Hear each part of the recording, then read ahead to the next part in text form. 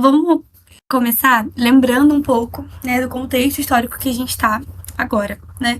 Então, a gente está num momento muito Europa, né? Um momento muito ali desenvolvimento da Europa, a gente falou, né, da Alta Idade Média. A aula passada a gente finalizou, né, falando sobre a Baixa Idade Média. Então, a gente está falando de um momento muito ali voltado para a Europa e é um momento, né, de grande desenvolvimento da Europa. É quando a Europa vai subindo, porque antes a Europa era ali ao redor da bacia do Mediterrâneo e agora não mais, né? A Europa já subiu, então a gente tem gente muito lá para cima. Então a gente parou na última aula falando da Baixa Idade Média, né? A gente falou sobre crescimento demográfico, né? Que aumentou muito a quantidade de pessoas, porque o sistema feudal ele causava um certo conforto, vamos dizer assim, o que aumentava, né, o número de nascimentos. Mas esse conforto dura pouco, muito rapidamente ele vira um desconforto, porque já não cabe mais de tanta gente nos feudos, não cabendo mais as pessoas nos feudos, eles são expulsos, cria-se uma classe marginalizada de plebeus, né, de servos, no caso, nem tinha plebeus ainda, a gente está falando de servos ainda. E é um momento muito forte da Igreja Católica, né? A Idade Média foi um período muito importante da Igreja Católica. Então, ali mais ou menos na Alta Idade Média, a Igreja Católica ganha muita força e na Baixa Idade Média ela vai expandindo, né? Toda a força que ela ganha ali na primeira metade, ela vai expandindo aí por onde ela conseguir. E aí, nesse esquema, né, da tentativa de expansão do cristianismo, a gente chega nas cruzadas, que foi o que a gente falou na aula passada, né? Que eram movimentos, eram expedições militares direcionadas à região da Palestina, né? Região ali da atual Palestina, região sagrada, né? Jerusalém, uma coisa ali muito voltada para o cristianismo mesmo. Então, mas muito ocupada pelos muçulmanos, né? Como toda ali a região em volta. Então, o movimento das cruzadas, a gente chamou, inclusive, a gente deu um nomezinho, né, para esse movimento das cruzadas, que foi a primeira, foi uma palhinha, né, do imperialismo europeu, que a gente vê muito a partir da era contemporânea, né? A partir da era contemporânea para frente a gente vê bastante, até da era moderna a gente já começa a ver bastante o imperialismo europeu. O que é isso, né? O imperialismo europeu é isso, é você sair da sua casa, você europeu sair da sua casa e bater lá na porta de um muçulmano a milhares de quilômetros de distância da sua casa e falar: a minha cultura é bem mais legal. Vamos guardar essas coisas aqui e toma esse santinho. Então, inicia esse movimento muito forte, né? Que é ali uma primeira, né? Eles vão incomodar, exatamente. Tem que incomodar. Não dá pra esquecer que eles estão ali, entendeu? Os caras lá longe, querendo nada com ninguém, mas enfim. E aí acontece isso, né? Então a gente vê ali as cruzadas que tinham esse intuito imperialista, sobre muitas aspas ainda nesse momento, tá? Porque a gente ainda não tem, antes ali do século XV, a gente não tem imperialismo de fato, como a gente vê, né? De colonizar e etc. Ainda não é nesse esquema. Mas é ali um início, o pontapé inicial, talvez, desse movimento que fortalece muito, eventualmente, tá? Só que, né, essa grande movimentação das cruzadas, essa movimentação de pessoas indo para as cruzadas, são várias cruzadas, né? São vários. Exatamente. Um tempinho para ouvir a palavra da Europa, assim. Qual a palavra? Todas. Tudo que eu falar tá certo, tudo que você falar tá errado. É uma coisa meio assim. Então, essas cruzadas, esse movimento do cristianismo, né, de se expandir por outras áreas, ela cria ali rotas, caminhos que não estavam ali antes, não estavam movimentados como estavam antes, né? Claro que estavam ali antes, mas não estavam movimentados como estavam antes. E como estava, né, sobrando gente dos feudos, tínhamos servos marginalizados, sem terras, né, expulsos dos feudos. A gente tinha nobres sem terra, que a gente chamava de cavaleiros andantes, que foram ali a espinha dorsal das cruzadas, porque eles foram os nobres que toparam ir nas cruzadas, né, porque eles não tinham terra. Como que eles não tinham terra, né? Normalmente eram filhos, mas não eram primogênitos, eram filhos, mas acabaram perdendo as terras, então tinham aí eles tinham o título de nobreza, mas eles não tinham a terra, que era o que dava o título, né? Então era uma situação social um pouco confusa. Então, no momento que as cruzadas se iniciam, os cavaleiros sem terra, eles são os primeiros a botar e falar, eu vou, eu quero ir, né? Porque o cavaleiro, né, naquela época tinha, né nesse momento da Idade Média, a gente tinha muito ainda a ideia da igreja, né, do clero, o clero reza, a nobreza protege e o servo trabalha, o servo serve, né? Então a nobreza foca muito nessa ideia, então a nobreza, os nobres sem terra vão nas cruzadas, a nobreza investe pesadamente nessas cruzadas, muitas pessoas se voluntariam para ir, né, vira um grande movimento, todo mundo quer ir, mas esse grande movimento de pessoas querendo sair dos feudos, né, sair desses centros onde morava muita gente, onde tinha ali um desenvolvimento, onde tinha ali uma ideia, né, uma pequena comunidadezinha, né, com feudo, com as suas próprias regrinhas e tal, eles começam a visitar outros lugares, isso causa um dinamismo social, né? Uma dinamismo, meu Deus, uma dinamização social. E essa dinamização social com essa mobilidade que vai rolando, gera inevitavelmente o renascimento comercial e o renascimento urbano, que vão ser fundamentais para o tema de hoje, do renascimento cultural e do renascimento científico, né? São todos esses renascimentos estão conectados de alguma forma. Então a gente inicia com o renascimento urbano, né? As pessoas acabam.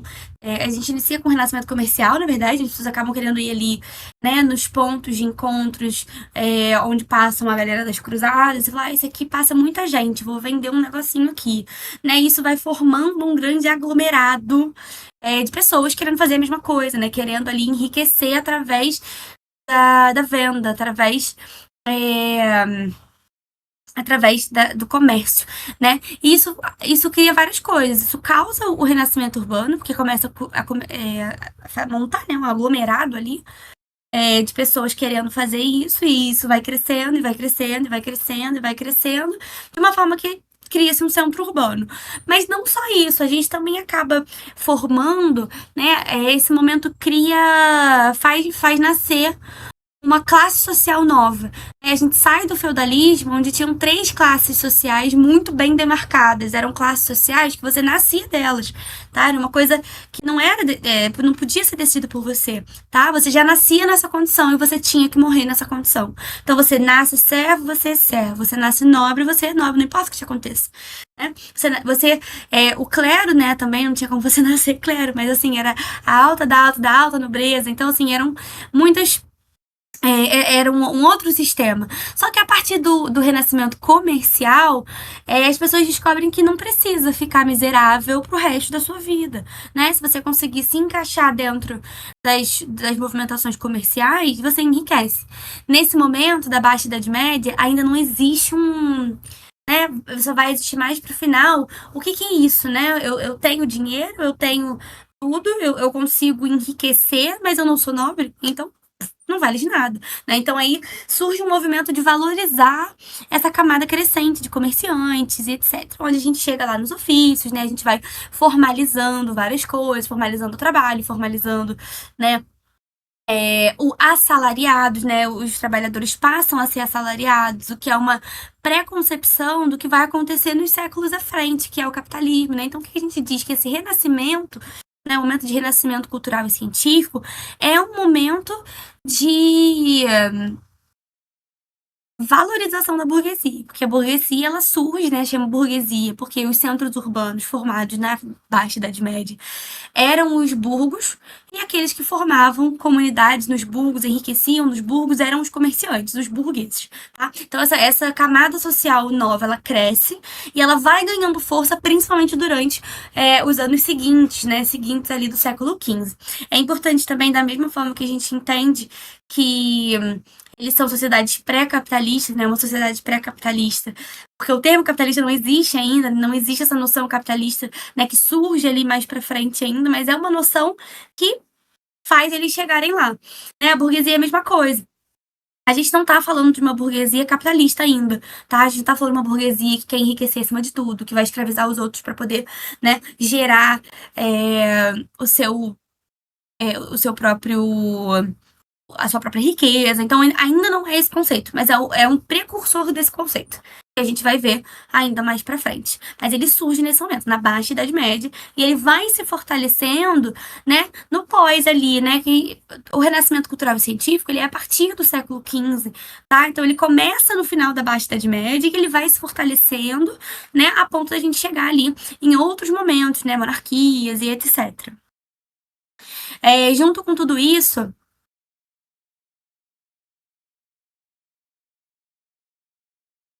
exatamente. Era uma questão política, né? Porque os nobres e o clero, eles tinham muito mais política. Eles vão ganhando pequenas coisas, né? Como as cartas, né? Que eles vão ganhando independência dos feudos. Vão ganhando liberdades, vão ganhando isenções de impostos, de taxas, dependendo do feudo. Então é isso que eles vão pedindo ao rei, né, para que isso seja feito. Mas eles queriam também ainda compreender onde que eles se encaixavam, porque é, a voz política ela é importante, mas nesse momento, política onde? Né? Ainda era muito mais amplo. A gente estava ali no início de um processo de uma centralização da monarquia. A Divina Comédia foi lançada mais ou menos no finalzinho da Idade Média, ou nem? Foi, mais ou menos no finalzinho da Idade Média. A gente vai falar um pouco dela hoje também, tá? Porque foi ali nesse período de renascimento cultural, científico, que a gente falou um pouco na aula passada, mas a gente vai aprofundar um pouco hoje. Aí eu tô até com a data aí e do autor e tal, a gente vai falar disso. Mas sim, Berlim, é isso mesmo. Então, existe essa necessidade de ter uma voz política, mas não no sentido de política, né? Mas de ter ali uma posição social, né? A ideia de que essa nobreza, nesse momento da Baixa Idade Média, ela não busca só enriquecer, ela busca um reconhecimento nobre, que não acontece, tá? Que não acontece. Mas eles buscam ali essa ideia de, eu quero ascender a nobreza como se fosse possível. Mas isso não é possível. E essa rejeição causava esse murmurinho, né? De, bom, estou enriquecendo, mas eu não consigo ganhar nada com isso. Então, isso realmente começa a gerar uma certa. Importante também, o que acontece é que na Alta Idade Média a gente tem um foco na filosofia de Santo Agostinho, né? O homem é mau, o homem nasce corrompido, a gente tem que implorar pelo nosso perdão ao longo da vida, né? Então isso é muito forte na Alta Idade Média. Já na Baixa Idade Média, caminhando ali para o Renascimento Cultural e Científico, a filosofia escolástica ganha muita força. O que é filosofia escolástica?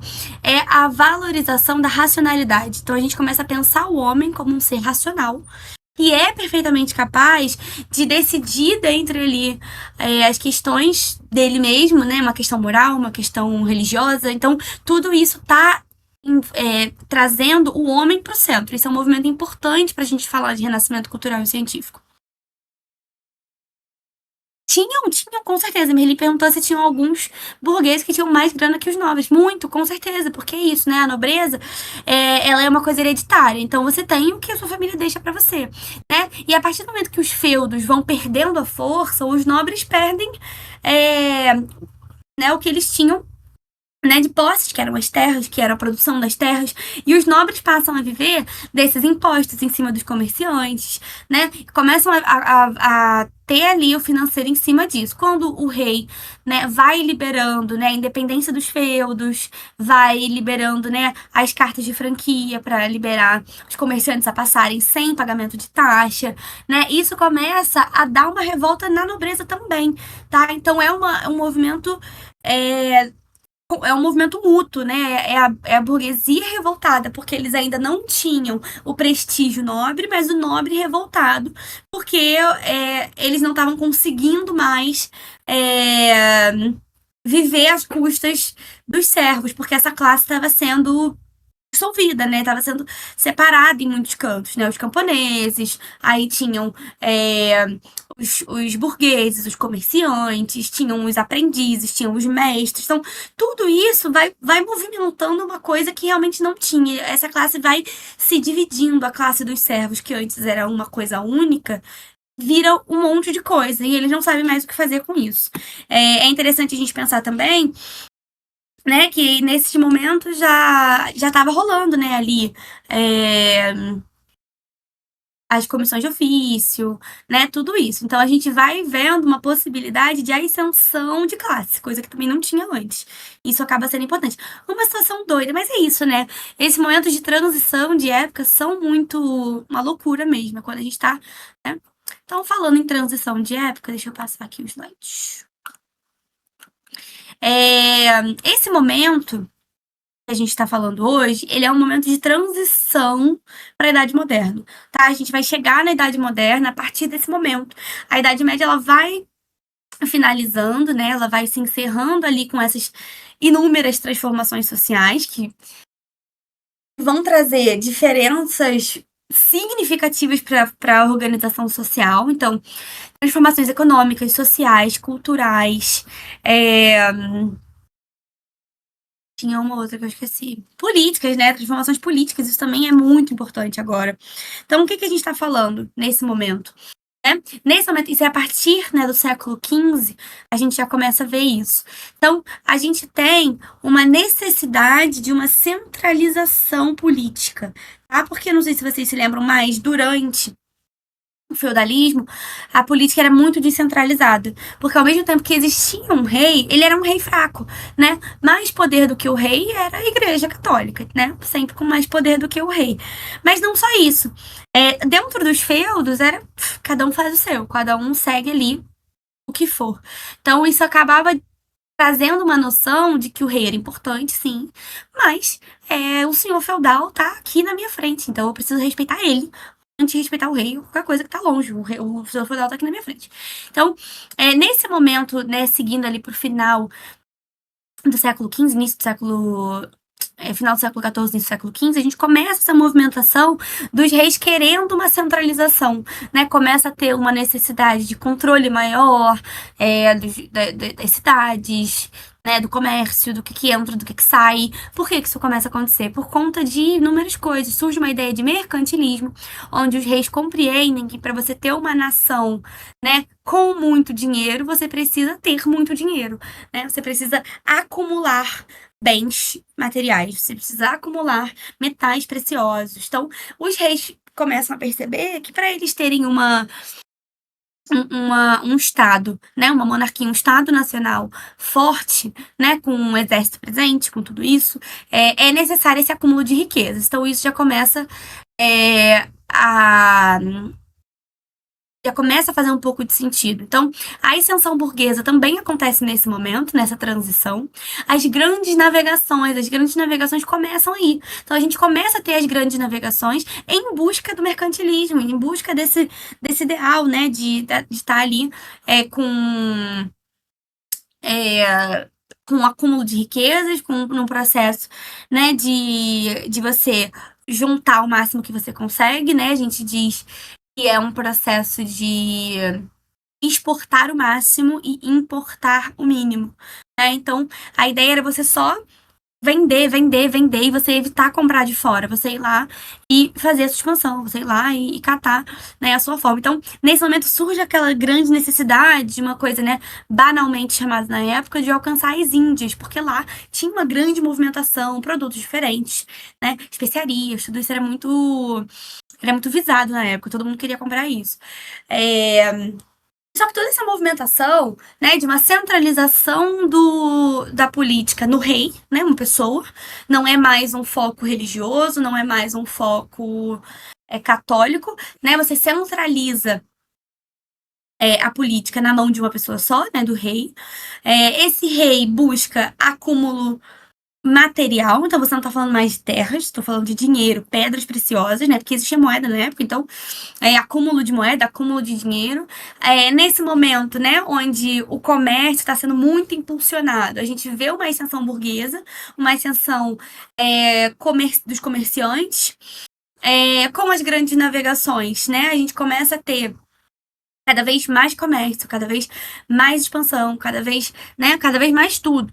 E isso muda a forma e o modo de agir das pessoas nessa época, né? Antes, a gente sai de um século, né, de uma Idade Média. Oi, lindinha!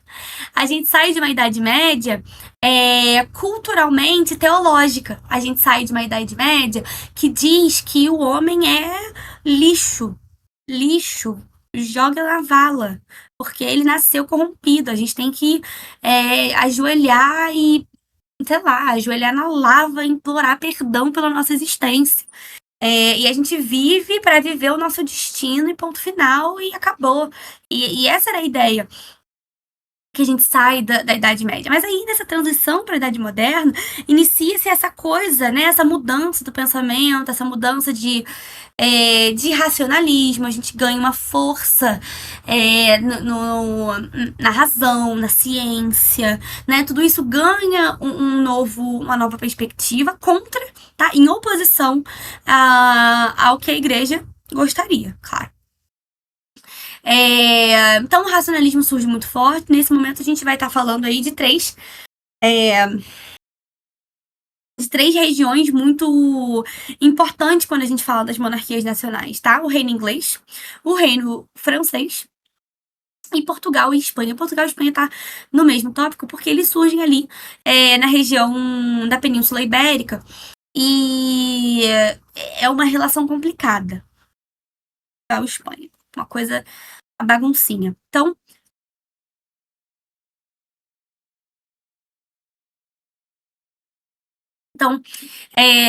de importante que a gente vai mencionar, né? Nesse momento. É a Guerra dos 100 Anos. Ela tem esse nome porque ela dura muito, muito tempo, né? Quase 100 anos, até um pouco mais aí. Mas, óbvio que ela não é direta, né, gente? Ela tem aí muitos períodos de paz, mas é a Guerra dos 100 Anos ali entre França e Inglaterra. É uma das primeiras guerras que acontecem, né, entre essas grandes. Não, então, é um pouco mais, é porque não fica tão legal. Eu não sei fazer conta, gente, mas Guerra dos 120 anos, 121 anos. Ah, não faz sentido, né? Então é um conflito que acontece. E esse conflito, ele vai acarretando, né, como se fosse uma linha e fosse puxando aí várias outras modificações no continente. Então, o que acontece principalmente é a cidade de Flandres. A gente já falou de Flandres na aula passada, falando de Baixa Idade Média. Flandres é uma cidade que fica ali no norte da França atual, tá? E é uma região muito rica em manufaturas, arrecadava muitos impostos, né? Então, ela tinha a França queria muito que Flandres fosse anexada ao reino francês, tá? Por conta da sua influência comercial, da sua influência, das suas riquezas. Era uma cidade muito desenvolvida, né? Hoje em dia a gente pensa na cidade de Flandres como uma das cidades mais desenvolvidas nesse momento, tá?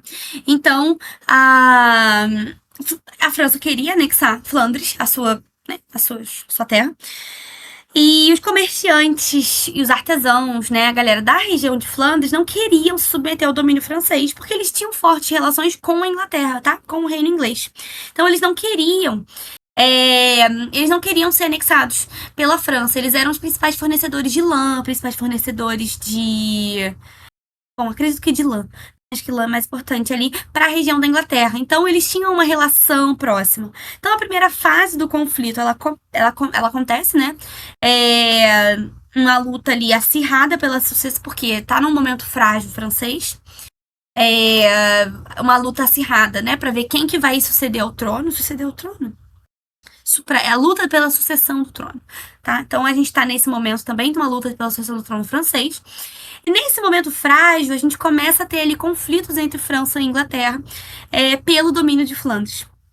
Tá? Então, o trono tá vago nesse momento, né? Mais ou menos em 1328, inicia ali o período do trono, fica vago, não fica ninguém. Os candidatos para o cargo, eles eram nobres, né, da família Valois ou o rei da Inglaterra. Mas aí o que acontece, né? Se o trono tá vago, né, e a família Valois é uma família de nobres e eles podiam assumir o trono, mas o rei da Inglaterra também tinha relações e ele poderia assumir ali o trono. O que acontece é que a Assembleia de Nobres escolhe o membro da família Valois só para escapar desse domínio inglês, porque eles realmente não queriam ser anexados à França, não queriam se tornar parte do território francês. E aí, enfim, essa primeira fase, né, primeira fase de uma guerra que dura 100 anos, mas enfim. E aí a segunda fase dessa guerra é marcada, né, por um nacionalismo francês, né, surge nesse momento da Guerra dos 100 Anos, nessa segunda fase da Guerra dos 100 Anos, a figura da Joana d'Arc como uma camponesa, né, que organiza o exército, derrota ingleses, etc. Ela é capturada e ela é executada pela oposição, mas ela se transforma em heroína, né, ela vira santa, etc. E no final, 1453, a França consegue expulsar o exército inglês e ela decreta o fim da guerra. Então acaba que Flandres vai. Não adianta muito aí essa movimentação toda de não querer, porque Flandres acaba sendo anexada ao exército francês, ao exército, não, à região francesa de qualquer forma. O reino inglês, né, muito grande ainda nessa época, muito influente ali pelas cruzadas, então a gente tinha ali na região, né, dos anglo-saxões e eventualmente dos anglo-saxões, porque eles se juntam. Então, morreu na praia, um pouco isso. Então, ficava ali na região dos anglos e dos saxões, que eventualmente viram os anglo-saxões. Existem muitas questões aí, né, que acontecem com a Carta Magna, tá? A Carta Magna é feita nesse momento por conta de um rei, se eu não me engano, Filipe II, posso conferir depois, não anotem isso, começa a agir de forma super controladora e etc. Começa a exigir que tudo seja da forma como ele quer, e aí a Assembleia só manda lá a Carta Magna, e isso faz com que ele tenha os seus poderes limitados, o que é importante para a gente pensar na importância que isso tem. É isso, a Carta Magna surge nesse momento. Tá? A Carta Magna é um movimento que a Assembleia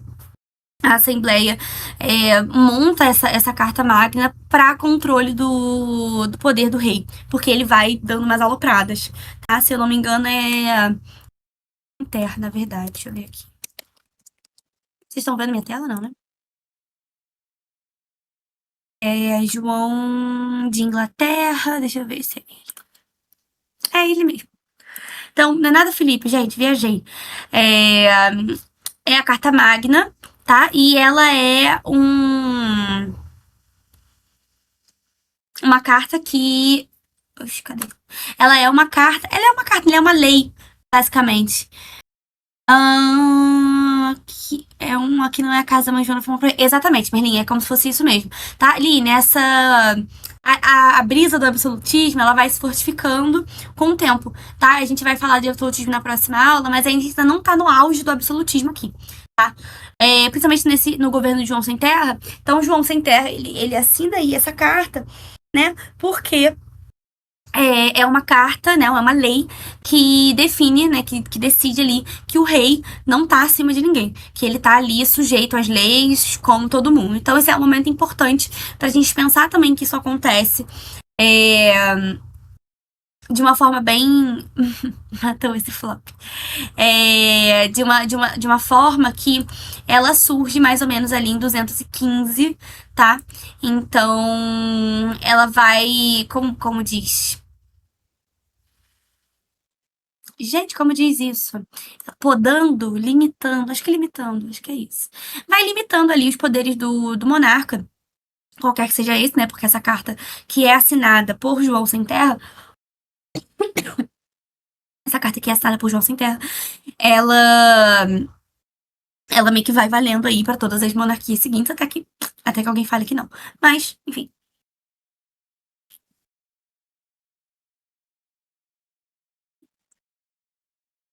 Seguindo aí para o Reino Portugal e Espanha, a gente mistura os dois, né? Porque era uma região toda muito marcada ali pela Guerra da Reconquista. Guerra da Reconquista, essa que foi responsável, né, pela reconquista do território ibérico, dominado pelos muçulmanos, tá? Então, os muçulmanos tomam ali todo esse território e ele vai sendo, inclusive, eu não estou mostrando mapa nenhum, né?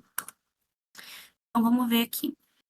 A gente começa com um mapa da Guerra dos 100 Anos, tá? Então a gente tem terra adquirida pelos franceses, terra adquirida pelos franceses em 400 a 600, áreas sob o controle inglês. Olha isso, gente, nada, né? Mas tudo bem. Uma coisinha aqui, uma coisinha aqui, uma coisinha aqui.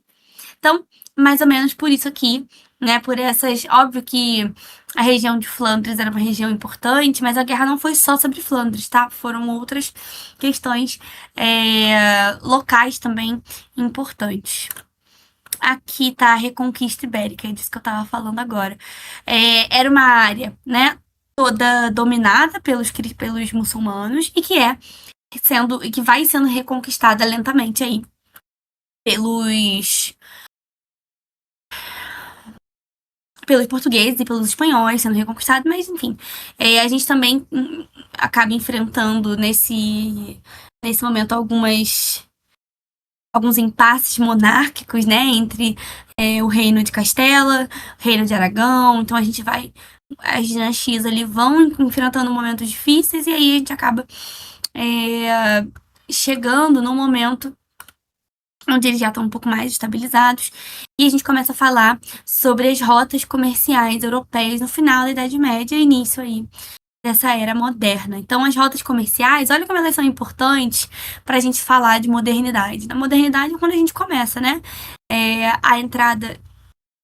Isso, o rolê de Castelo e Aragão. Então, enfim, é uma loucura. Desbloqueando memórias. Sim, sim. Então, tudo isso acontece nesse momento pós-Baixa Idade Média, o que eu acho uma loucura.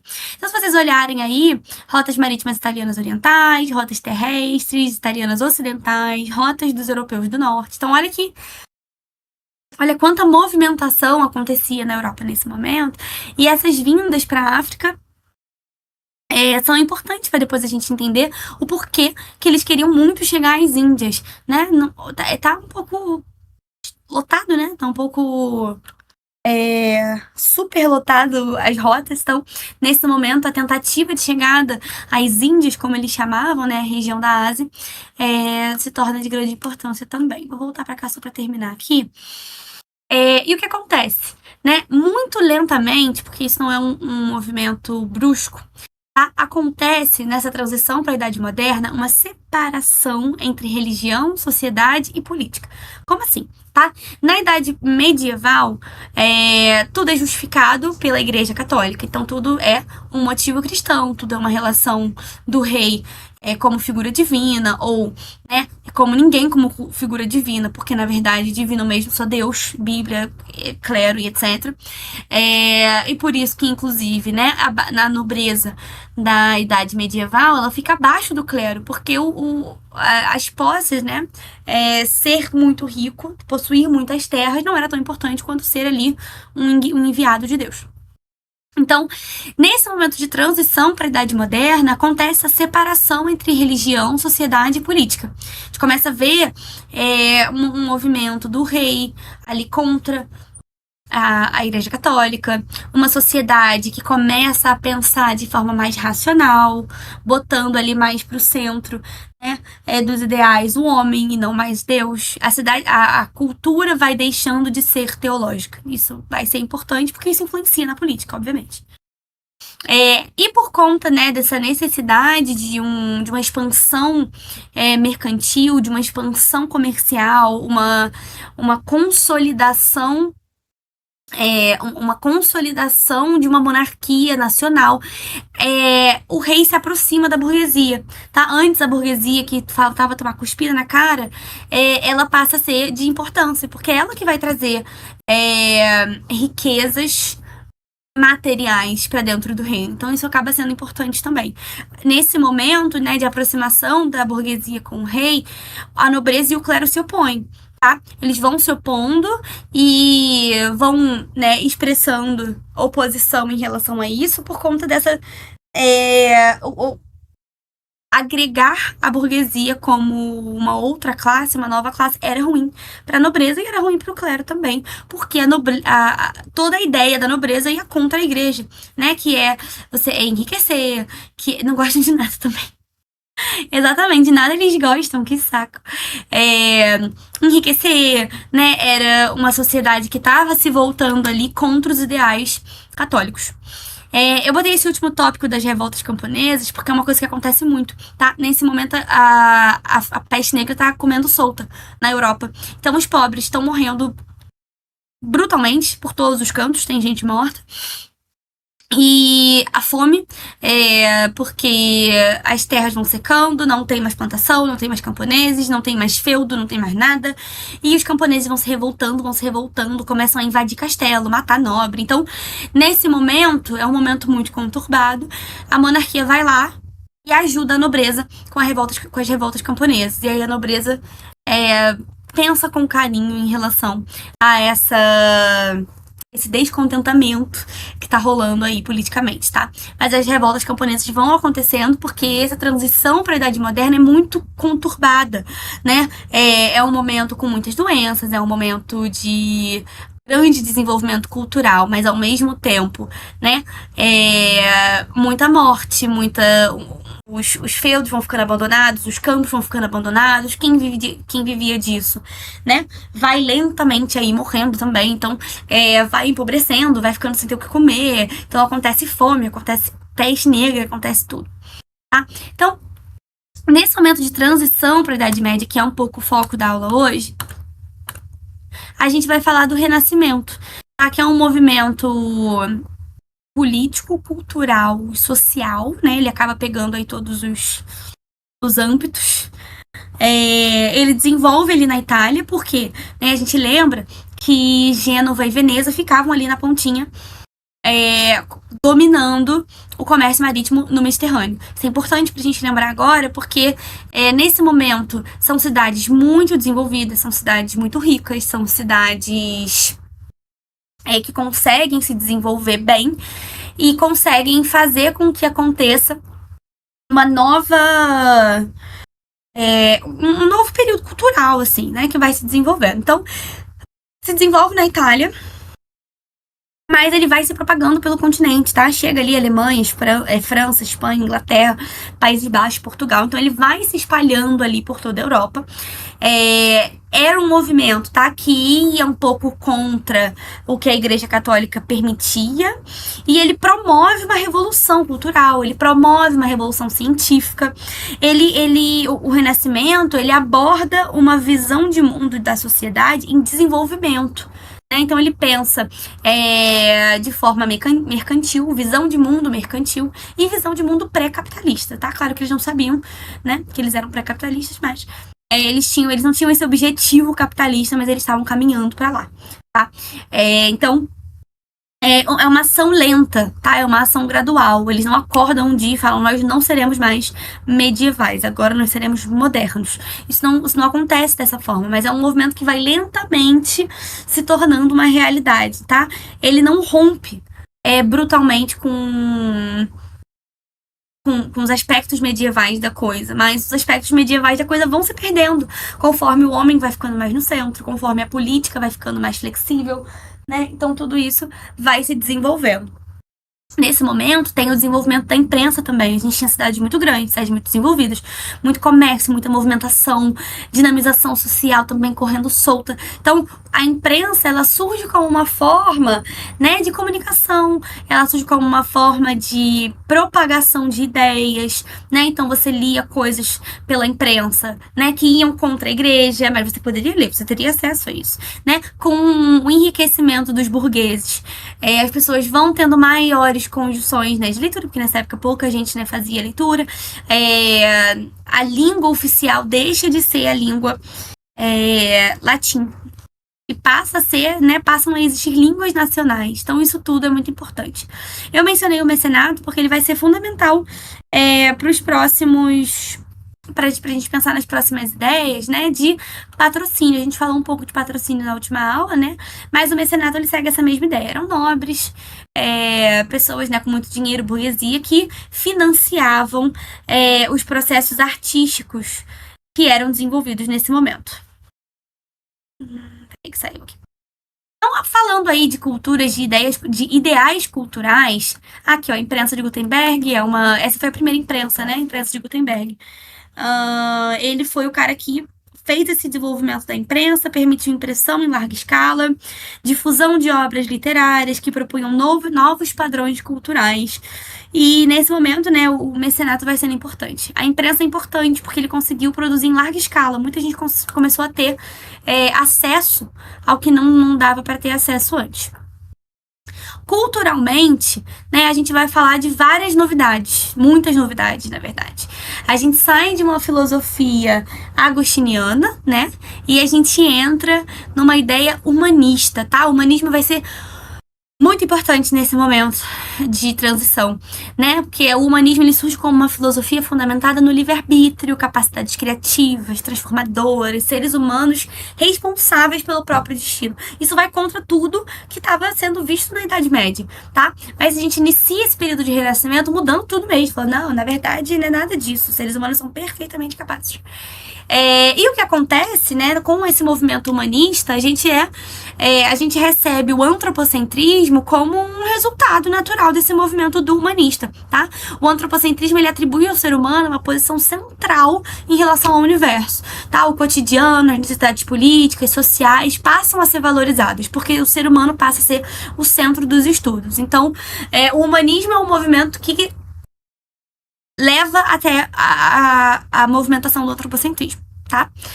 O racionalismo, ele vai ganhando força também nesse momento, tá? Ele é uma valorização do conhecimento, mas o conhecimento não bíblico, não divino, não católico, mas o conhecimento baseado no que possa ser explicado à luz de estudos sobre a natureza, né? Então ele é um lugar, né, de compreensão do sobrenatural, aquela coisa que na Idade Média e anterior a isso, ninguém sabia o que era, e era tratado como divino, sobrenatural, magia, sei lá o quê. E o racionalismo, ele vai falar, não, a gente vai estudar isso aí para ver o que é. Né? Então, nesse momento, a gente tem aí, a gente vai falar um pouco mais no final da aula, vários movimentos de uma revolução científica muito importante, tá bom? Inclusive, a gente pensa, né, no humanismo e no antropocentrismo como uma forma da gente ver... Peraí que eu anotei aqui, eu não tô achando.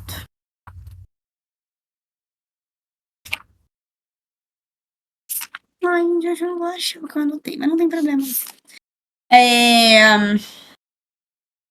Achei.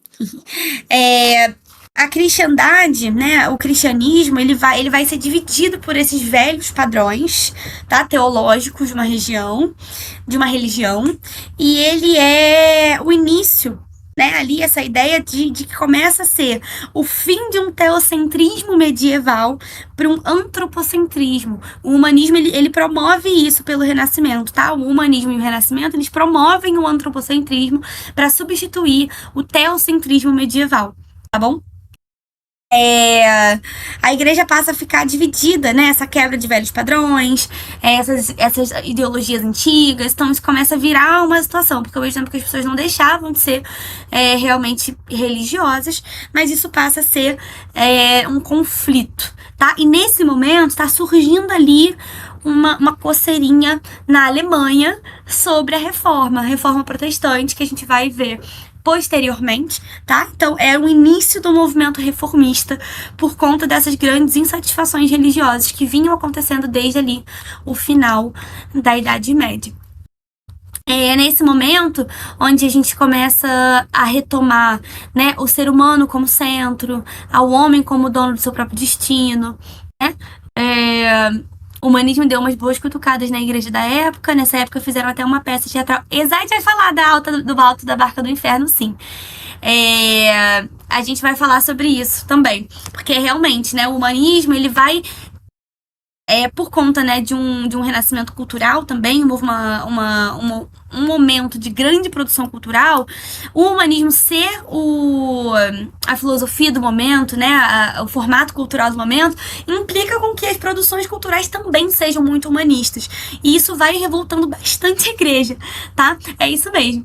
E nesse momento que a gente retoma o ser humano como figura central da existência da humanidade, do mundo, né? A gente faz uma retomada dessas obras clássicas, né? Artistas, intelectuais, renascentistas, eles retomam os estudos das obras greco-romanas e usam esses estudos como referência, tá? Inspiração. Essas obras, elas eram conservadas. As que sobraram, né?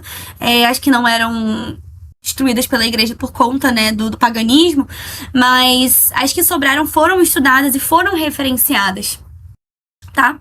E nesse momento a gente também surge o individualismo, que é um reflexo do capitalismo nascente. De novo, a gente volta à ideia uma sociedade pré-capitalista. Então, esse individualismo é importante porque ele vai fazer com que o nascimento do capitalismo seja é inadiável, tem que acontecer, tá? O ser humano, ele compreende a importância de controlar a natureza, ele começa a valorizar o lucro, ele começa a pensar nos próprios interesses, né? No sentido de enriquecimento pessoal, no sentido de maior concentração de riquezas para ele mesmo, tá? Então é um individualismo que é fundamental para o desenvolvimento da filosofia capitalista nos próximos séculos, tá?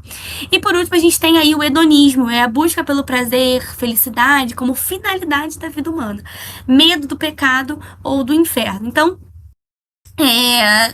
a gente pensa no hedonismo como importante nesse momento, porque apesar de perceber, né, que isso ia contra a Bíblia, que isso ia ter consequências no inferno, do pecado, etc., isso não impedia de dizer que, olha, mas isso que é bom, tá? O pecado, os prazeres da carne, é isso que é legal. Então, é um movimento que vai muito contra a igreja fica muito revoltada exatamente, né, por estar sendo contrariada aí brutalmente, e esses movimentos, eles vão ter um certo apoio monárquico. Por quê? Porque quem produzia, quem reproduzia todos esses ideais eram principalmente ali a classe dos comerciantes, da burguesia, né, aqueles que viviam em sociedade, os artistas, aqueles muito endinheirados que financiavam a cultura. Então não tem como a monarquia se opor totalmente a isso nesse momento inicial. A Península Itálica é importante, tá? Como eu mencionei anteriormente, tudo começa lá, né? É o centro, a Península Itálica, eu digo ali, a região de Gênova e de Veneza. Então a gente começa a ver, né, os centros comerciais mediterrâneos, que é Gênova e Veneza, viram centros urbanos muito com uma economia muito boa, né, uma economia que permitia excedentes, então sobrava dinheiro, as pessoas enriqueciam na cidade de Gênova e Veneza. Então começa-se um processo de investimento numa produção cultural. Tá?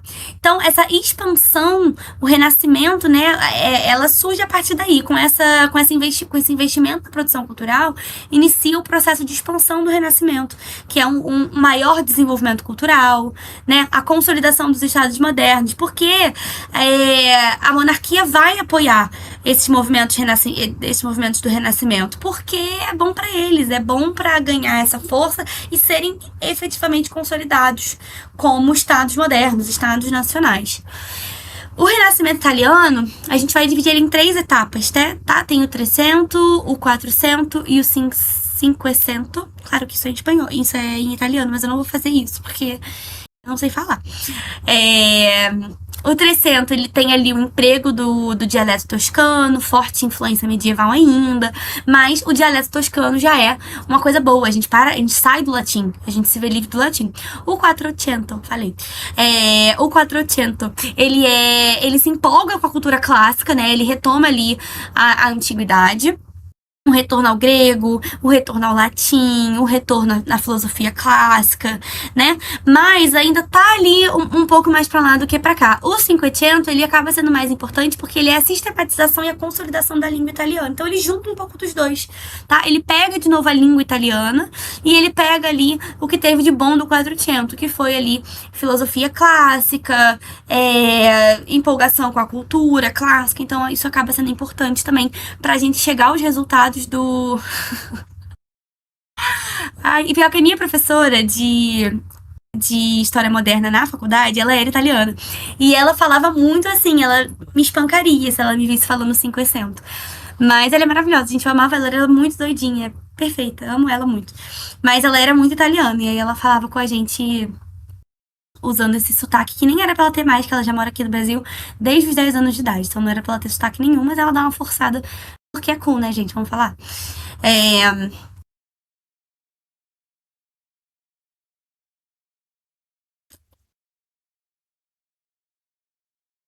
Não, não é. Ela veio morar aqui, ela fala português. Não sei se é isso que você tá querendo dizer, Merlin. É família. Eu não sei se é família só porque ela fala um português muito correto. E ela, inclusive, se irrita profundamente com quem não fala português corretamente. Então, não sei, ela fala o inglês mais formal que eu já vi na minha vida, mas ela fala todo esse português com um fortíssimo sotaque italiano. Maravilhosa, gente, ela era lindíssima. Ela ia de lenço na cabeça, uma coisa bem Miami não. Nossa, gente, eu sou terrível. Milão Fashion Week. Sei lá, tem Milão Fashion Week? É, não sei, não. Baiano, eu não falei baiano, não. Acho que eu falei Milão. Mas eu também não queria repetir, porque foi bem idiota. Mas eu não falei baiano. Baiano seria esculacho. É... Bem diferente, né? Por isso que seria esculacho. Mas, enfim. Nada a ver, né? Vamos voltar. O Renascimento italiano, ele tem uma influência muito grande no Renascimento da Europa toda, porque é dali que surge, né? O Renascimento, ele vem dali. Então, ele acaba tendo fortíssimas... É porque eu com medo de ser cancelada. Claro, como é que eu vou ficar falando besteira? Eu não falei isso, né? É importante dizer isso. Mas eu não falei isso, porque eu tô confundindo, eu confundi Miami e Milão, mas a gente pode dizer que tudo começa com Mi.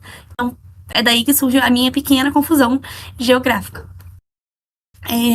Mas enfim. Então, aí, ó, na literatura, a gente tem uns destaques, né, do que acontece na literatura.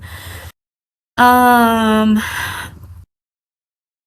Nesse momento do Renascimento, tá? A gente tem aí as datas, então a gente falou de Dante na outra aula, né? Quase a mesma coisa. A gente falou de Dante na outra aula. Todos esses escritores, eles tiveram obras muito importantes nesse momento de desenvolvimento do Renascimento, tá?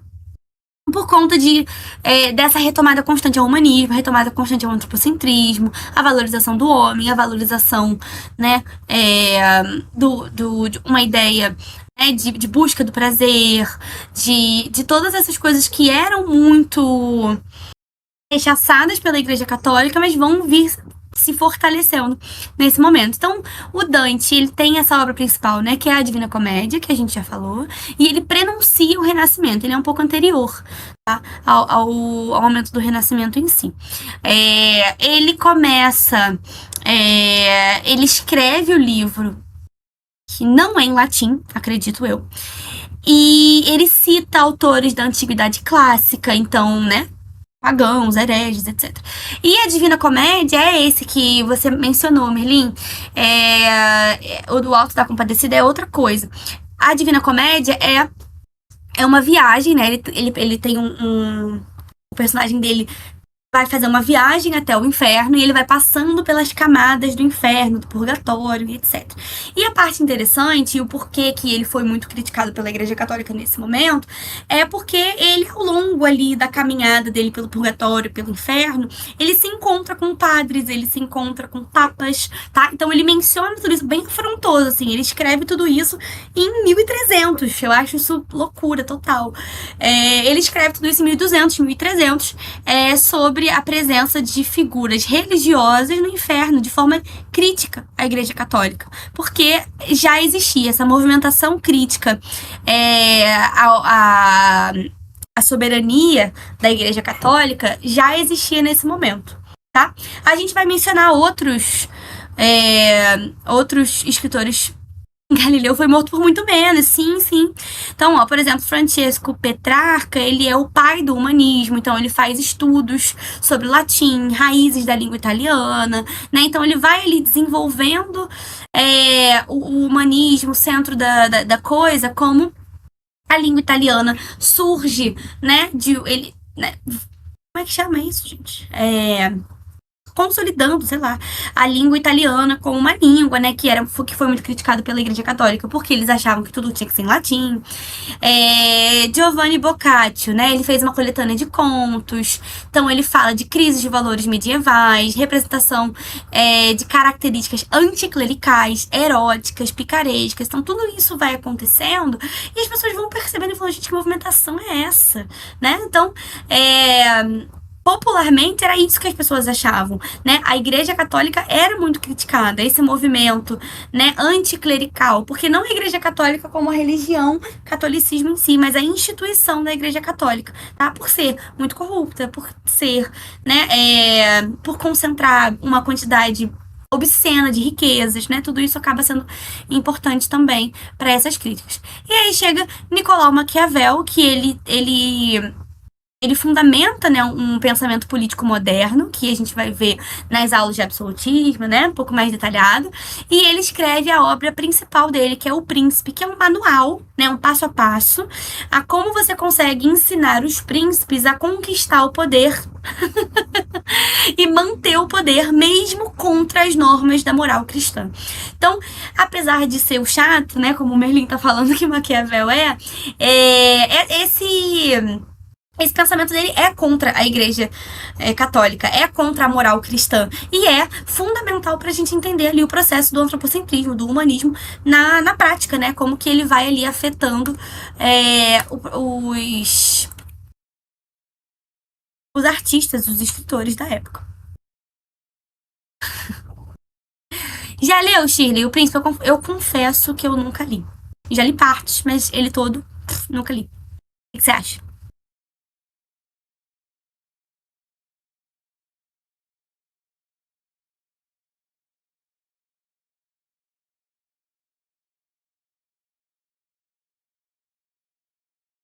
Tudo, tudo. A leitura do Príncipe vai fazer um pouco mais de sentido politicamente falando quando a gente entrar no nosso debate sobre absolutismo, né? Então, especialmente todos os homens que gostam desse cara, que eu já conheci, são muito esquisitos. As pessoas vão dando uma interpretada, né? No que era para significar aí a leitura do Príncipe. Não, é um livro muito importante mesmo. Tudo, tudo. Nas artes plásticas, a gente vai ter os grandíssimos tartarugas ninja. Aqui no meu slide, eu deixei uma tartaruga ninja de fora, mas é porque eu achei o Botticelli mais importante. Mas, né, a tartaruga ninja faltando é o Donatello. Ele fazia esculturas, né? Ele era um escultor muito famoso também nessa época. Muito realista, né? Esculturas muito realistas, muito fiéis à anatomia humana, o que é um movimento humanista, tá?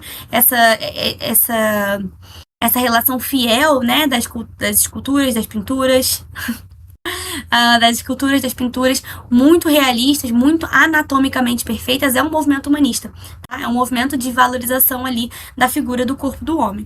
Então a gente tem aí como destaques nas artes plásticas renascentistas, o Giotto di Bondone, que ele tem trabalhos que dissociaram a arte da arquitetura, né, e ele se distingue das produções medievais pela humanização das figuras e cuidado com as proporções. Então, para vocês verem, né, que as proporções nesse momento são fundamentais para a gente pensar aí no humanismo, no homem como um ser de grande importância. O segundo é o Botticelli, muito famoso. Eu amo muito, gente. Pra mim, eu acho que. Não sei se dá pra dizer isso, porque são todas bem bonitas, mas eu acho que O Nascimento de Vênus é a minha obra renascentista favorita, tá? Ele é um pintor que ele vai conciliar o paganismo clássico com valores cristãos. Então, ele faz aí uma mistureba, tá? Muito absurdo para os católicos, né? Porque você vai retomar a figuras de deuses gregos, deuses romanos, etc., né? De deuses no geral, né? Isso não podia. E ele tem a Primavera e o Nascimento de Vênus. A gente vai ver todos os quadros grifados nos próximos. O Michelangelo, muito importante, né? Ele era um artista polivalente, ele fazia muitas coisas, né? Pintor, escultor, arquiteto e tal. Ele tinha um domínio da anatomia humana muito bom. E isso permitia que ele fizesse uma harmonia estética nas obras de arte dele, que ficassem perfeitas, né? Então a gente tem a Capela Sistina, que tem aquela imagem clássica, né, do nascimento de Adão, que é aquele do dedinho.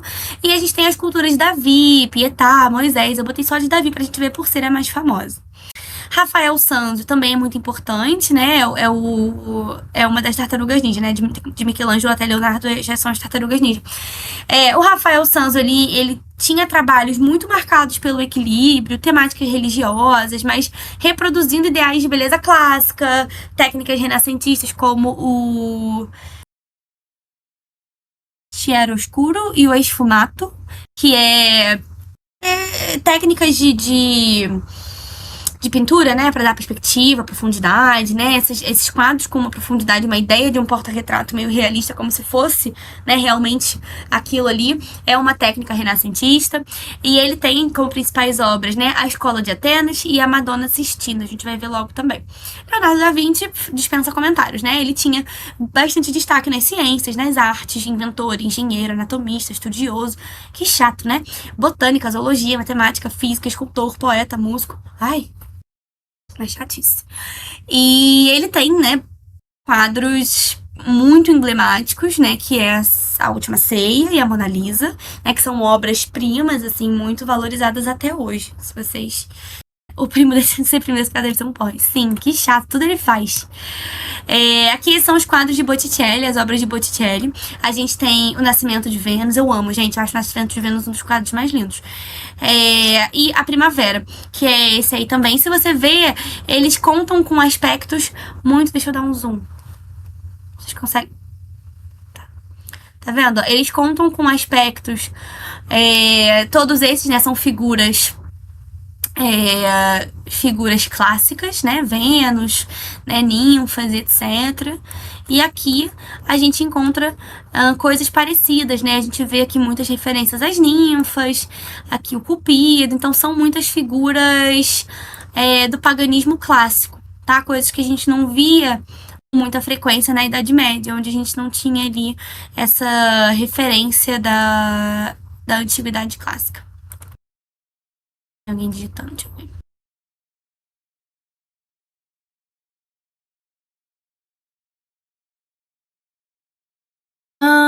Tinha de...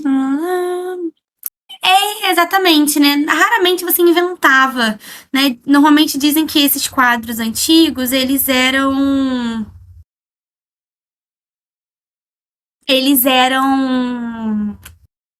retratos de pessoas com dinheiro. Então, possivelmente, Mona Lisa era alguém que pagou ele pra fazer, enfim. Não se sabe muito bem, não sabe nem quem era ela, na verdade, né? Dizem que era Gioconda, né? Mas não tem aí uma referência de, ela era fulana e tal.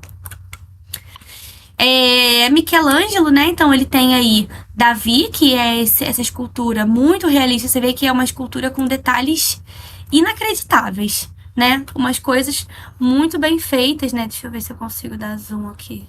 Tá vendo, ó?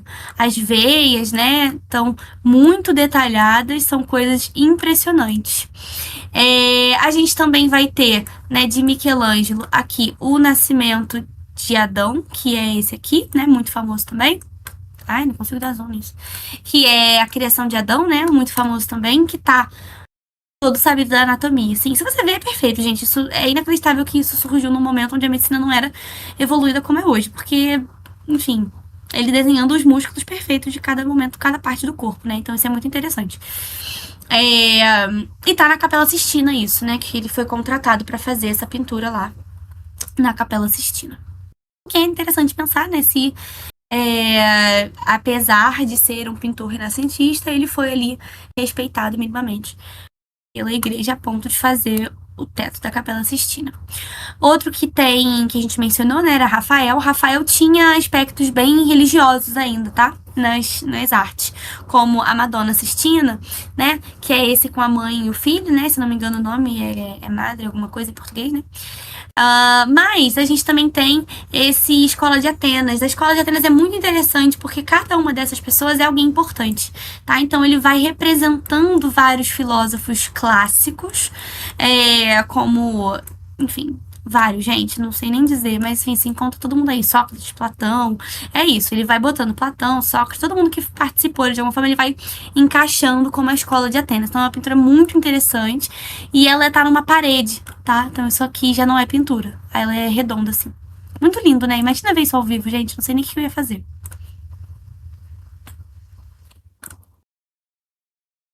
O barbudinho careca do meio. Você diz... Esse aqui que tá no chão? Ou esse aqui? Ou esse aqui? Tem muitos barbudinhos carecas. De pé. Olha só. O do meio, então, né? Excursão pra ver essa... Uma coisa baratinha, uma coisa simples. Dá pra gente fazer num fim de semana. Uma coisinha boba. Tudo, tudo. Concordo, acho que é isso. A última aqui que a gente tem é o Leonardo da Vinci, né, com a Mona Lisa, e a última ceia, também importante. Cada um contribui com R$ 1. Perfeito, nessa aula a gente tem R$ 7 exatos, o que já é melhor que nenhum real. Vamos combinar. Então, a gente tem aí essas obras muito emblemáticas, muito famosas, que a gente estava falando, né, do técnicas de pintura, né, que se você vê, parece uma ideia de profundidade, né, o rosto dela é um rosto com muitos detalhes, com muitas sombras, isso eram técnicas renascentistas de pintura. Então agora vamos falar um pouco, né, de cada um, de cada lugar, né? A gente falou agora, né, mais da Península Itálica, mas na Península Ibérica a gente tinha bastante gente também, tá? Gil Vicente, que foi o cara do Alto da Barca do Inferno, ele era um teatrólogo e ele produz uma obra literária que se destaca, né, que é o Alto da Barca do Inferno, por conta de sátira social, alegorias, temática religiosa, texto moralizante, exaltação das virtudes humanas, condenação de vícios da sociedade. Então ele tem duas obras muito famosas, mas o Alto da Barca do Inferno é muito importante porque no Alto da Barca do Inferno ele menciona como se fosse um duelo do bem e do mal, né, pelas almas humanas. Nesse momento ele critica a nobreza, ele critica o clero e ele exalta os humildes, dizendo que naquele momento, né, onde o barco vai buscar para nos levar para o além, as usuras, né, a acumulação de riquezas, isso tudo é visto como pecado. E essas pessoas não vão pro céu. Então ele critica bastante a Igreja Católica, ele critica bastante o clero, a nobreza. A gente tem o grande Luís Vaz de Camões, né, que todo mundo já viu um pouco na escola, não tem jeito.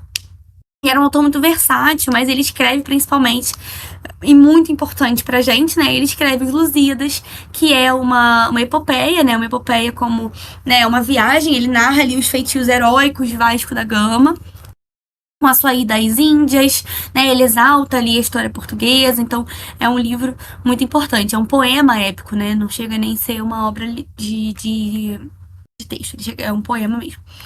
A gente tem Miguel de Cervantes, muito famoso também por conta de Don Quixote, né? Todos esses são só hit, galera. Só galera escrevendo hits. Então a gente tinha, né? Ele era escritor, dramaturgo, poeta espanhol. Miguel de Cervantes era espanhol. E na obra-prima dele, Don Quixote, ele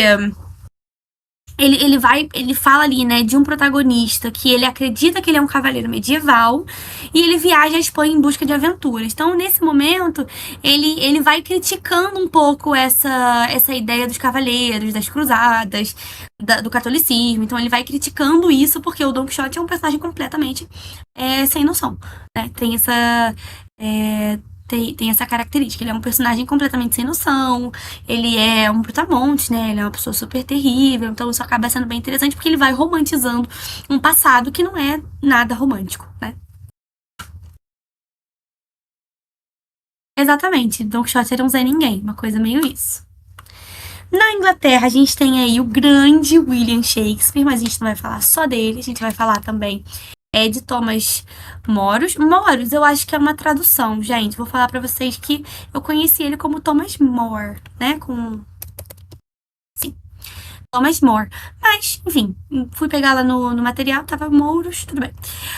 Ele escreve uma coisa fascinante, gente. Ele escreve a obra Utopia, que é uma obra, né, que descreve uma república imaginária, governada de maneira justa, né, e isso era muito contrastante com a realidade europeia, tá? E nesse momento ele valorizava, né, uma sociedade com abolição de propriedade privada, ele valorizava a igualdade social, valorizava o trabalho coletivo, o foco na justiça, no homem, então isso era muito discrepante com o que a gente via na realidade europeia.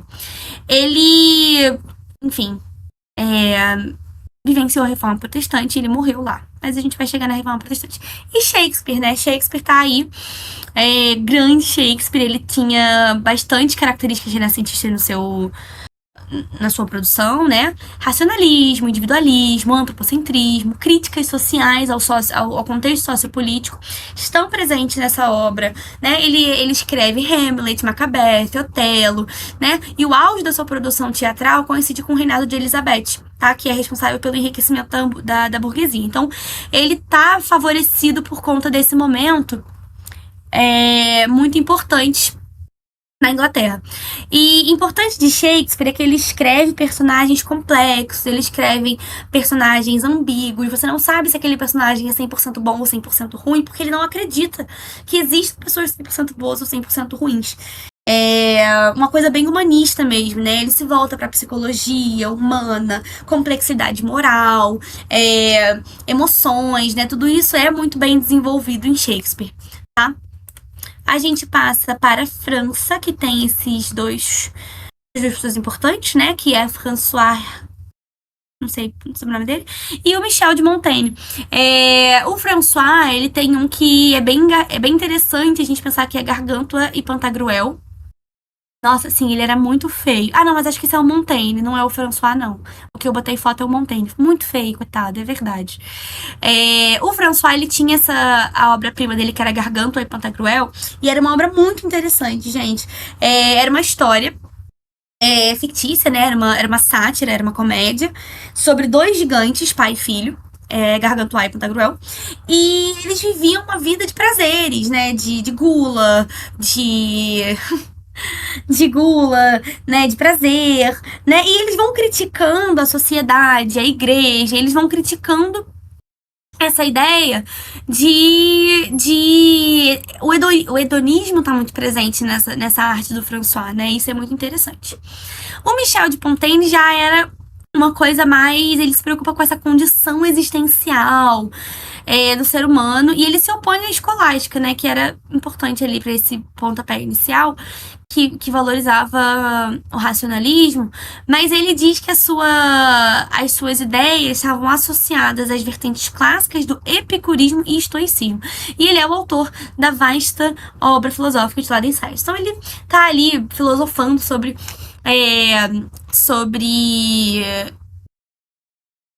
sobre a vida humana, sobre positividade, sobre racionalidade, sobre, enfim, várias coisas misturadas. Ele também foi importante. Por último, a gente vai falar de Países Baixos. Esse da foto é o Erasmo de Roterdã. A gente também tem Jan van Eyck. E esse último que eu não vou me aventurar. Erasmo de Roterdã, né? Ele fazia, né? Defendia a tolerância, a liberdade de pensamento, muito crítico às igrejas, muito crítico ao catolicismo, comércio de relíquias, indulgências, né? Que isso era um comércio muito feito ali pela igreja como forma de enriquecimento. O Jan van Eyck, ele era muito marcado pelo realismo, né? Ele era artista também, então ele faz esse retrato dele, que eu não marquei de amarelinho, mas é o casal Arnolfini, né? É uma obra muito realista de uma cena, né? De um casamento, que é muito comum na época, né? Representava bastante cotidiano e etc. E esse último destacado, ele retrata os medos, angústias humanas através de figuras imaginárias, monstros, criaturas híbridas, animais, homens e figuras religiosas, né? Cenas improváveis de horror. E as obras dele já tinham um caráter tentador, assim, né, da vida humana. Eu não botei foto, mas eu vou botar, gente. Vou mostrar aqui. Porque é interessante. E como é que escreve?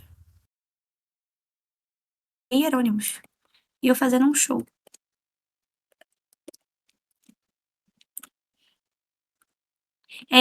Pra não dizer que a gente não viu, eu acredito que a gente viu sim. Peraí. Nossa, eu vou ter que mostrar o Google, gente, porque não tá. Deixa eu ver se vocês conseguem ver. Esse aqui é um muito interessante. Nossa, mas ele tá minúsculo. Ah, tá. Aqui, ó. Tá vendo? É um muito interessante, representado aí por cenas apavorantes, né? Era como se fosse, né, a realidade aqui, né, o ideal, né, Adão, Eva, etc. A realidade, que era um mundo de caos, de prazeres, né, de pecados e a morte, o purgatório, o inferno, etc. Então eram imagens meio perturbadoras mesmo, né? E ele retratava sempre, né? Eram imagens. Olha, essa aqui também é bem perturbadora se vocês forem parar pra pensar, né? Então são muitas, tem mil informações, exatamente, eram coisas com muita informação, representando ali medos, angústias, revoltas, né? São muitas coisas pra gente parar pra pensar e todas elas possuem um certo significado, né? Esse aqui, né, com formato meio de porco, né, de javali, não sei. Esse bichinho aqui com umas orelhinhas de diabo, é, várias coisas bem perturbadoras, Metogag. O cachorrinho com a touquinha de Satanás, que lindo. Já viu aquela foto do cachorro mata, sei lá, não sei o quê. E aí, só que é a foto de uns cachorrinhos com salsicha de roupinha. Aí alguém comenta, que gracinha ele de roupinha. Mas, então, os Países Baixos também foram importantes nesse momento, né, de reprodução desse conteúdo de renascimento, né, de renascimento cultural, de muitas é, de muitas mudanças de forma cultural, de forma filosófica do ser humano. Para finalizar aqui, eu vou falar um pouquinho do renascimento científico, né? Que tudo que a gente falou até agora, apesar de muito cultural, ainda é muito científico também, né? Mas agora a gente vai falar de ciência, né? Como Nicolau Copérnico, que fala que ele se opõe à teoria heliocêntrica, que os planetas giravam ao redor do Sol, centro do universo. Ele propôs essa teoria, não se opôs, ele propôs essa teoria, né? Ele disse que os planetas não giravam em torno do planeta Terra, e sim em torno do Sol. Galileu Galilei, né? Que acho que Line que mencionou, Nana, ou Lindinha, também não lembro. Ele estuda os movimentos dos astros e ele descobre satélites de Júpiter. Desculpa, Lindinha. Perdão. Perdão, perdão, perdão. Eu citei todo mundo. E eu citei a Lindinha por último, cara. Desculpa, toda semana eu acabando com a Lindinha. Lindinha, desculpa, meu coração é seu. O cientista, ele é julgado por conta, né, o Tribunal da Inquisição. A gente vai falar da Inquisição na próxima aula com mais detalhes. E ele precisaria negar as teorias publicamente para ser perdoado, tá? Johannes Kepler também é importante, tá? Porque ele constata que as órbitas dos planetas são elípticas e não circulares, como se imaginava até então. É, então, enfim, muitos movimentos é, científicos nesse momento. E não só isso, não só científicos de forma dos planetas ou da Terra, ou etc., mas voltados para o corpo humano mesmo, exatamente pela centralidade que o ser humano tinha nesse momento, né? O corpo humano, ele é muito importante, o corpo humano, ele tem um destaque. Então, o corpo humano, ele passa a ser muito mais estudado, temos avanços, grandes avanços, importantíssimos avanços na medicina, novas maneiras de estancar hemorragias, estudos na farmacologia, dissecação de cadáveres, né? Então, maiores conhecimentos na anatomia. Então, tudo isso vai sendo importante porque o homem vira tão importante que estudar o corpo humano também é um movimento que aumenta muito, né? Essa movimentação. Esse desenho, inclusive, é uma representação na época, né, de um estudo da anatomia humana. Eu achei ele bem legal porque impressionante, né?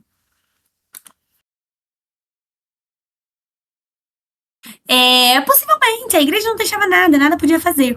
Mas é isso, porque a igreja não queria que dissecasse o corpo humano, porque isso é favorecimento da ciência, né? A gente parar de enxergar o mundo de forma teológica e parar e começar, né, a partir da compreensão da anatomia, a gente começar a ver o mundo de forma racional, ver o mundo de forma científica. E isso não era muito bem visto pela igreja.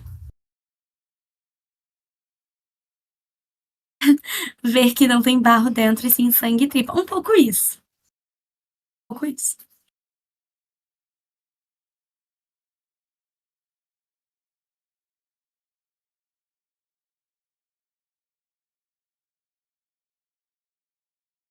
Cortava cadáver. Sim, Leonardo da Vinci, a gente tava falando, né, que ele mandava muito de de anatomia, ele sabia muito de anatomia, ele estudava com cadáveres, né? Ele estudava aí o corpo humano a partir disso.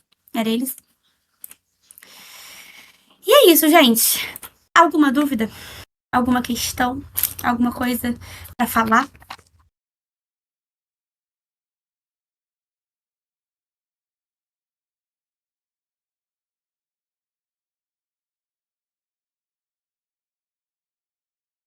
Tudo tranquilo.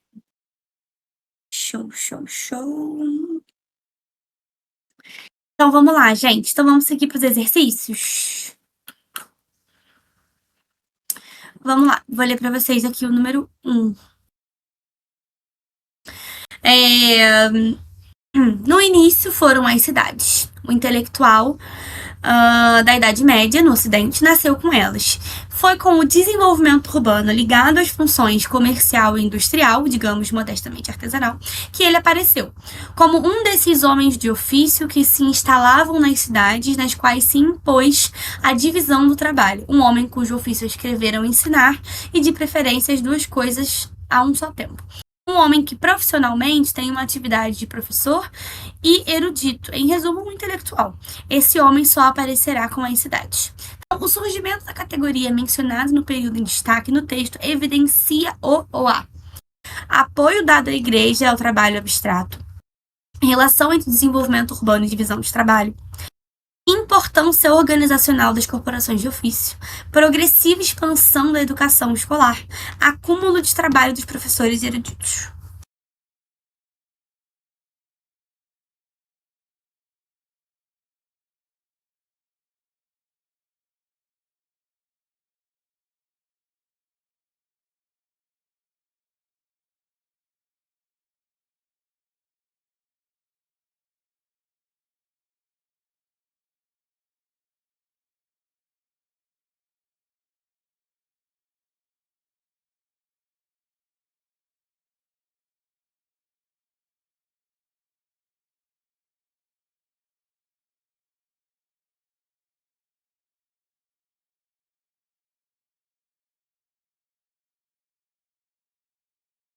Vamos ver 2 votos. Vou esperar mais um pouquinho para ver se mais gente vai votar.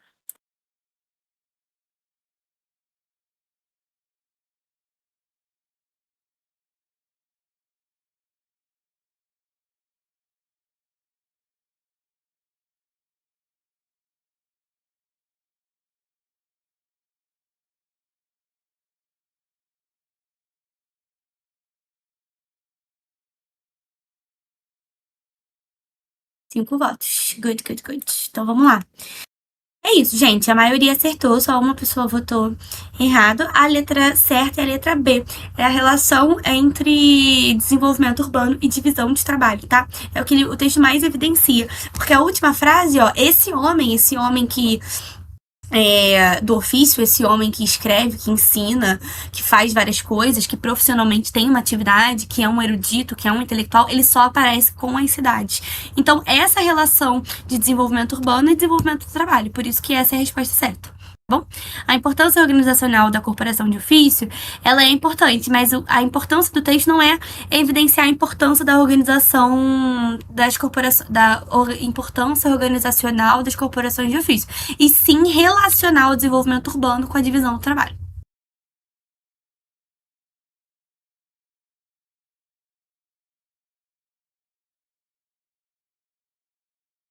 Quase fui na D, mas pensei melhor e fui na B. Vamos ver. D. Progressiva expansão da educação escolar. Nesse momento ainda, né, das cidades inicialmente, a educação era muito ainda relacionada à igreja. Né? Então, a progressiva expansão da educação escolar, ela ainda não era um foco aqui.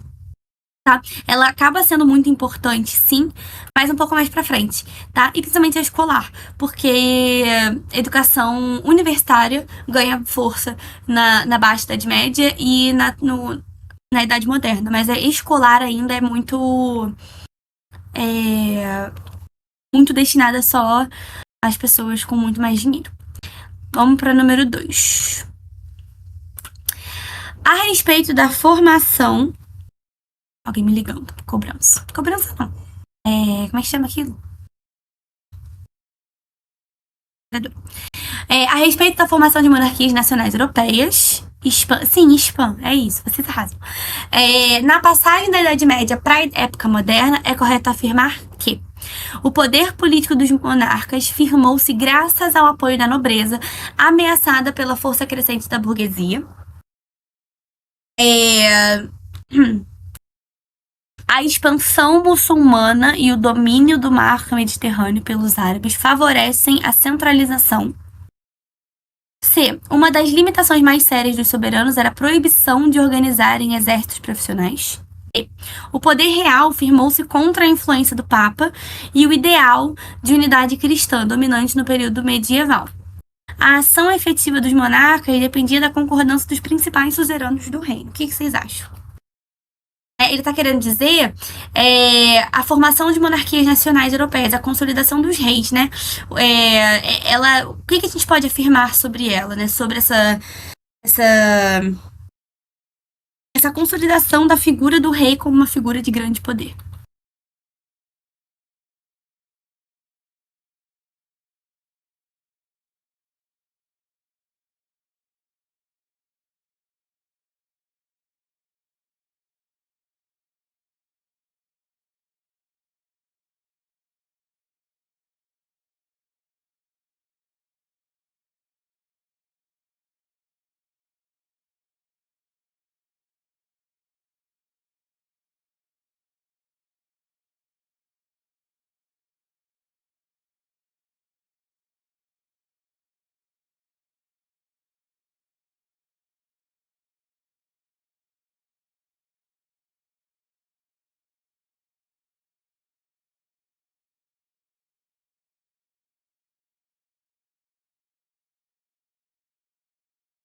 Vamos ver. Só um voto, gente. Difícil essa? O que vocês acharam? Difícil? Tá entre dois. Beleza? Confusa nessa. Então vamos fazer junto. Vamos lá. Letra A, vamos ver. O poder político dos monarcas firmou-se graças ao apoio da nobreza ameaçado pela força crescente da burguesia. A nobreza não estava apoiando, gente. A nobreza não apoiou o monarca porque o monarca estava, como diz, nossa, eu já falei essa palavra tantas vezes e eu não tô conseguindo lembrar ela. Concentração. Ele estava concentrando muitas riquezas, então não rola. Acaba que ele não consegue. A nobreza não apoia nesse momento, porque para a monarquia conseguir concentrar a riqueza, ela precisa do apoio da crescente burguesia, tá bom? Então não pode ser a letra A por isso. Letra B. A expansão muçulmana e o domínio do mar Mediterrâneo pelos árabes favorecem a centralização. Não, né? Dificulta. Se tem uma coisa que fez, foi dificultar, na verdade. C. Uma das limitações mais sérias dos soberanos era a proibição de organizarem exércitos profissionais. Muito pelo contrário, eles tinham, tá? Existiam exércitos fixos, exércitos do rei, exércitos da monarquia. Então, também não foi um problema. O poder real firmou-se contra a influência do Papa e o ideal de unidade cristã dominante no período medieval. É isso, tá? A consolidação dos reis dentro da monarquia não estava de acordo com o que a Igreja Católica queria. A Igreja Católica queria, inclusive, que ele não fosse o soberano, porque isso tira a influência católica dos lugares, isso tira a influência cristã, né? Influência ali da Igreja Católica, da instituição igreja dentro da sociedade. E aí muda essa ideia de unidade cristã, porque a gente começa a ver o rei como uma figura de muita importância. Então a letra D é a resposta certa. E, por último, aqui a gente tem a ação efetiva dos monarcas dependia da concordância dos principais suzeranos do reino. Não, porque o monarca, ele era o grande suzerano, né? Ele era o que tinha mais terras e ele ia distribuindo as terras pelos nobres. Então, as terras dos nobres mais importantes eram terras do rei também. Então, talvez eu estava pensando que estava todos errados. Mas acontece, assim, é uma coisa bem sutil, né? Você dizer que a D tá certa, porque é verdade, assim, o Papa, ele não. A Igreja Católica, ela não estimula a consolidação da Igreja, da monarquia, porque o que auxilia a consolidação da monarquia é o mercantilismo e o comércio. E eram duas coisas que a igreja não concordava. Quando era para os outros, né? Porque para eles. E agora, que vocês amam muito, é questão discursiva. A gente pode fazer juntos. É, simples, gente. Ó, a partir do século XI, a Europa Ocidental, na Europa Ocidental, os poderes monárquicos foram lentamente se reconstituindo. Em torno deles surgiram os diversos estados nacionais. Explica as razões desse processo de centralização política. Então, por que que vocês, de acordo com o que a gente viu na última aula e hoje, por que que a gente retoma a centralização política? Né? Por que que deixa de ser feudalismo e volta a ser Estado Nacional, monarquia, etc. Guerra, sim, né? Como é que chama isso? As cruzadas, né? Uhum.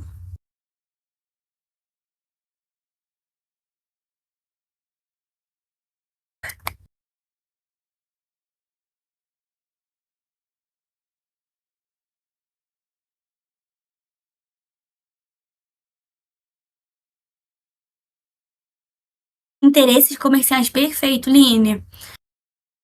Perfeito, é isso mesmo. São muitas crises, realmente, mas eu diria que o principal superlotação de feudos, necessidade de maior poder, perfeito, tudo isso, gente, tudo isso são razões que aceleram esse processo de centralização política. Outra coisa que acontece também é a ascensão da burguesia como classe, tá? Enriquecimento de comerciantes, né? Renascimento comercial, eu diria que é o mais importante.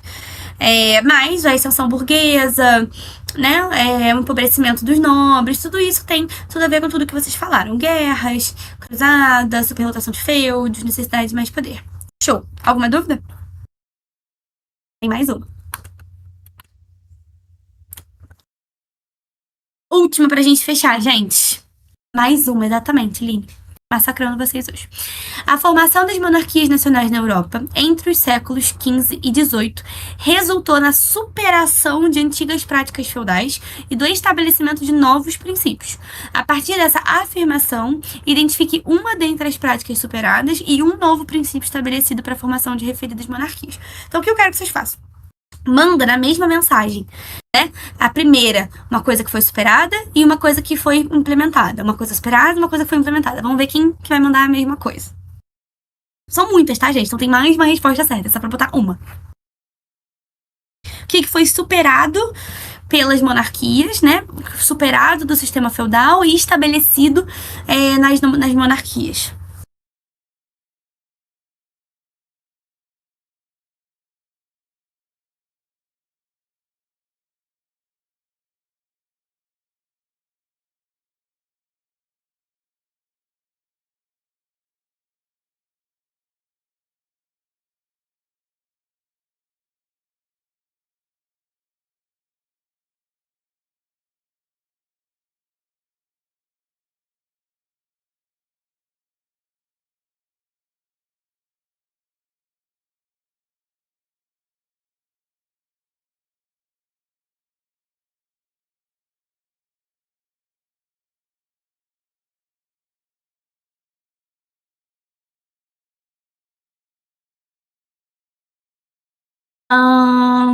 Vamos ver. Descentralização territorial. Os suzeranos eram tipo mini-reis. Descentralização política, né? Isso quer dizer.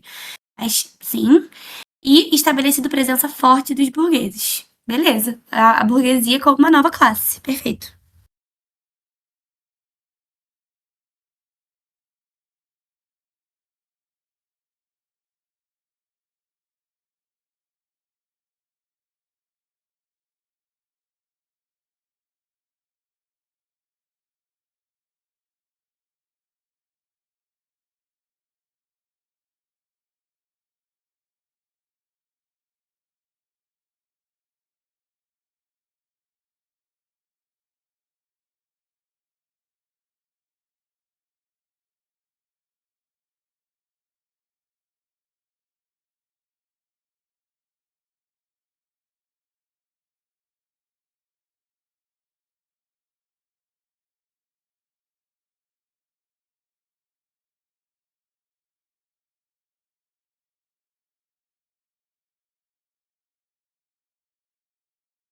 Superação do modo de viver voltado ao feudo e estabelecimento do monarca como figura acima da igreja. Boa também, exatamente.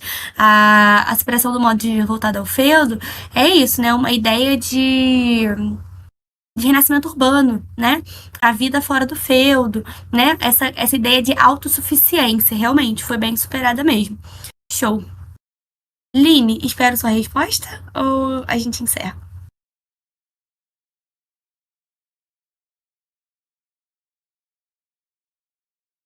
Que a Aline fugiu da minha questão discursiva.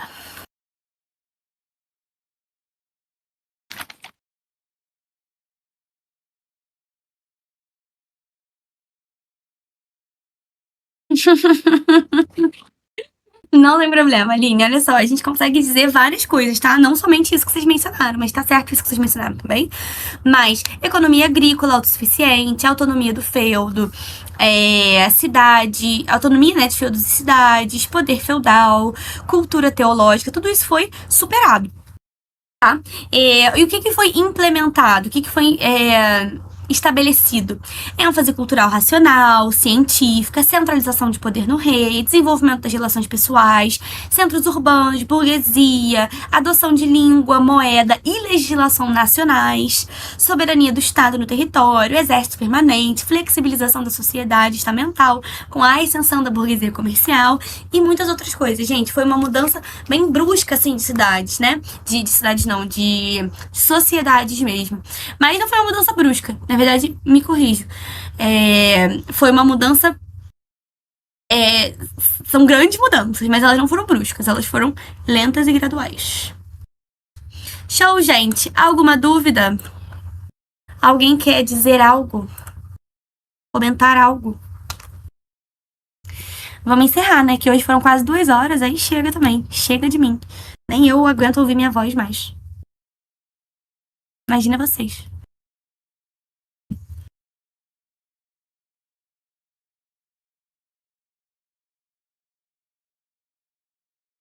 Cara, lindinha, eu fico tímida. Obrigada, gente. Obrigada, Merlin. Obrigada, Aline. Obrigada, Lindinha, pela participação. Shirley, Tatá, Nana, que também estão aqui, tá bom? Muito obrigada pela presença. Muito obrigada pela participação. Vocês arrasam absurdamente. E a gente se vê na semana que vem pra falar de absolutismo, eu acho. Vamos ver. Reformas, talvez. Não sei. Vamos ver, tá bom? Beijo. Vou postar material. E se vocês tiverem qualquer dúvida, manda pra mim. Eu sou meio ruim, que eu esqueço de ver aqui, mas eu vou ver, tá? Beijo! Meu gatinho ali dormindo, não sei se vocês estão conseguindo ver. Dormindo do lado da Marie. Eu tenho uma Marie de pelúcia. Aí, na verdade, tem dois gatos aqui. Tem um aqui, ó, dormindo, um na ponta da cama. É que essa aqui é branca, não dá pra ver nada. Tem uma gatinha branca aqui e uma gatinha preta aqui. O Yin e o Yang, sim, só que as duas é como se fossem dois Yangs, assim. Só a parte preta do Yin e Yang. Não tem nenhum equilíbrio, só desequilíbrio mesmo. Que fofo. Eu amo gatos. Eu sinto que eu gostaria de contar pra todos os gatos individualmente que eu os amo. Todos os gatos do mundo. Eu queria passar gato por gato e falar: eu amo você. É isso, gente. Qual foi a sua conquista, lindinha? Ai, que bonitinho. Achei que era um gato filhote. É isso. Ele já te ama. Ele tá demonstrando com um pequeno delay, mas ele sempre te amou. A verdade é essa. Ele me contou. Me contou ontem. Antes tarde do que nunca, Ligne. Vamos falar a verdade. É isso. Gente, vamos descansar, hein? Vamos descansar. Não sei se vocês têm aula de redação depois, mas vocês têm que ir descansar. Amor e ódio andam lado a lado. Total, total. Beijo, gente.